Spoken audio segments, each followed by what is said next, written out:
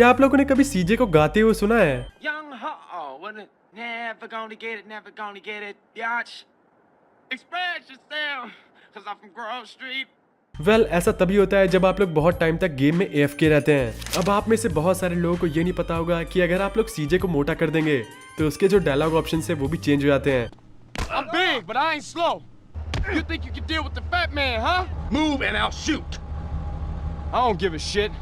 I'm bored and hungry. And जो आप लोग स्क्रीन पे देख रहे हैं ये एक ऐसी बार्बर शॉप है जिसको आप लोग मैप में ढूंढ ही नहीं पाएंगे। यस गाइस, ये एक सीक्रेट बार्बर शॉप है जो आपको गेम में इस लोकेशन पे देखने को मिलेगी। एंड इस बार्बर शॉप से मुझे याद आया कि गेम में एक सीक्रेट कसिनो भी है जिसका मार्कर भी मैप में नहीं है, जिसको ढूंढने के लिए आपको मैप में इस लोकेशन पे जाना पड़ेगा। एंड हालांकि ये वाला जो कसिनो है ये बाकी के कसिनोज की तरह फैंसी तो नहीं है, बट गाइस मेरे ओपिनियन में ये बेस्ट कसिनो है गेम का। इसमें हम लोग ऑलमोस्ट सारे गेम्स खेल सकते हैं एंड सारे के सारे गेम्स काफी पास लोकेटेड हैं।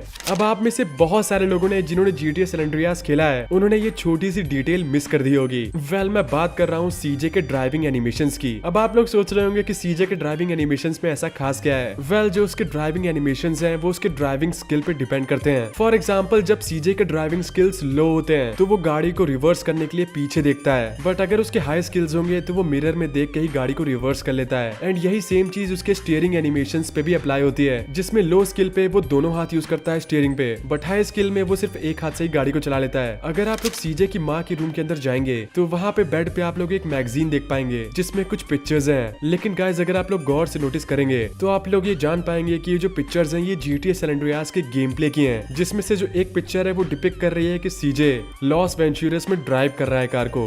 अब गेम के एक क्वेस्ट हाउस पार्टी में जब सीजे OG लॉक के साथ पार्टी कर रहा होता है तभी ग्रोव स्ट्रीट पे अटैक हो जाता है एंड सीजे के साथ सारे ग्रोव स्ट्रीट के मेंबर्स मिलकर राइवल गैंग से फाइट करते हैं। एंड जब आप लोग एनिमीज के पहले वेव को मार देते हैं उसके बाद दूसरी वेव स्पॉन होती है। लेकिन गाइस क्या आप लोगों को पता है एनिमीज के फर्स्ट वेव को मारने के बाद अगर आप लोग गन को एम करके रखेंगे तो सेकंड वेव स्पॉन नहीं होगी। यस गाइस, जब तक आप लोग एम को ऑन रखेंगे तब तक सेकंड वेव स्पॉन नहीं होगी। एंड आप लोग इसी ग्लिच का यूज करके बहुत इजीली अपने एनिमीज को डिफीट कर सकते हैं। अब ग्रे इम्पोर्ट्स नाम के मिशन में टेनपेनी हम लोग को एक अनजान आदमी को मारने के लिए भेजता है जिसको हम लोग को लॉस सैंटोस में एक वेयरहाउस में मारना होता है। लेकिन सबसे चौंकाने वाली बात यह है कि इस कैरेक्टर का कोई नाम नहीं है गेम में। यस गाइस, लिटरली में इस कैरेक्टर को बस एक अननोन कैरेक्टर बोला जाता है गेम में। लेकिन जब मैंने गेम की इन गेम फाइल्स को चेक किया तो मुझे पता चला कि इस कैरेक्टर का नाम है आंड्रे। अब एक और मिशन है जिसका नाम है बर्निंग डिजायर, जिसमें हम लोग को डेनिस को बचाना पड़ता है। सो इस मिशन के दौरान अगर आप लोग वागोस के एक मेंबर पे बहुत दूर से एम करके देखेंगे तो आप लोग नोटिस कर पाएंगे कि वो कॉल पे बात कर रहा है। लेकिन सबसे फनी चीज तो ये है कि उसके हाथ में मोबाइल नहीं है, वो बस अपनी गन को कान से लगा के बात कर रहा है। शायद उसकी गन ही उसका फोन है। Hey baby. एंड क्या आप लोग को पता है कि सीजे का असली नाम पुलिस वाले भी जानते हैं। Give it up, CJ. We got you now, CJ.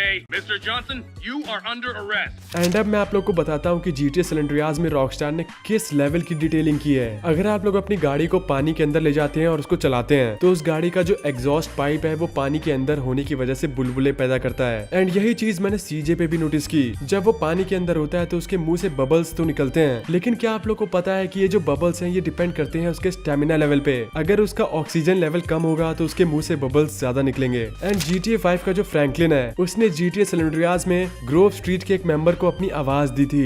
Hey dog, what's up? What's cracking? Your boy deaf or something?